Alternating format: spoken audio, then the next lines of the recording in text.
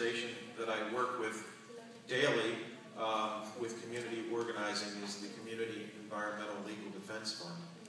And to try to answer quickly the questions that Tom posed, very simply, rights of nature as we, yes, thank you.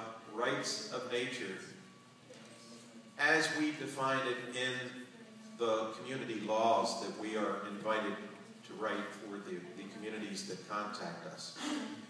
They are not about animal rights. It's not about copying the notion of individual rights and putting that in place for individual species or animals. That, I can understand, might be a misunderstanding of what we're about. And particularly in indigenous communities, subsistence communities, that would be a major concern. We hear a similar concern in the non-indigenous communities where people say, oh, these crazy environmentalists, they want to make a law that says we're not allowed to go deer hunting, or we're not allowed to cut down a tree on our property. We hear those concerns, and they're not part of the concept of rights of nature as we frame them in the community laws that we draft for communities. In fact, they are very much more akin to what Tom was talking about. Collective rights, the rights of whole natural communities and ecosystems. And we use the terms the right to exist, to flourish, to naturally evolve, to regenerate. They're not individual rights. It is really, as Shannon indicated, about systems, natural systems. And when we use the term right, and I've learned a lot being here about what that term, that word evokes.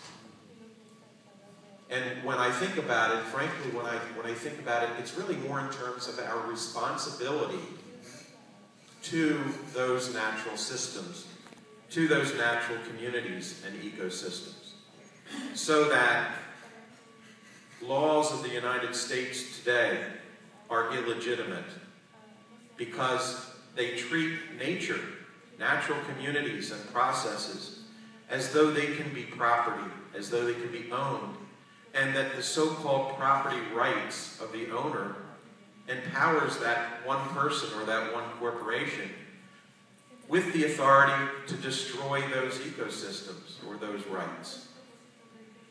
That's a false understanding of human beings' relationship with the earth, and we acknowledge that.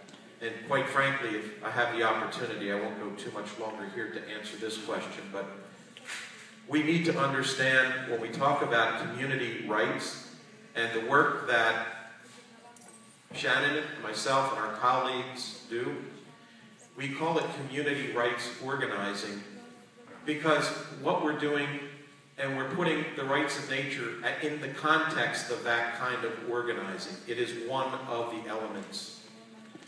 Because we need to actually understand that human beings live in nature. And as opposed to Western philosophies and traditions, we're not apart from nature. We're not above nature. We can't own nature. And the laws that say that we can are false. And honestly, the work we're doing is very much the very beginnings, trying to lay down some stepping stones.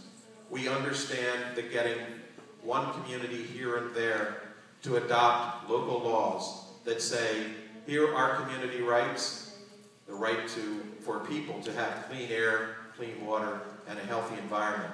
Here are the rights of nature, the right not to be destroyed, the right to exist, flourish, and naturally evolve, and other rights that are enumerated. Putting those in place in one little community, we understand will not change everything.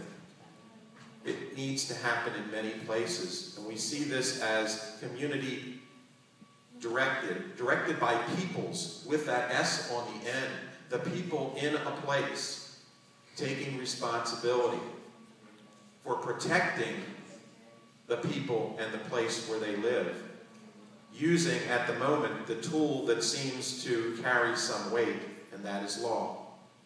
Rights being what I would describe as the highest law. Rights being laws that environmental laws can't trump, can't preempt, that state laws can't trump, can't preempt, can't overcome. Those rights being the law of the community, not of the government, not something that's made up above and then imposed down below. And that's really the vision of how we see these laws coming into effect, with the people coming together in the places where they live, making them law, and not taking the existing law as legitimate and turning their backs on it.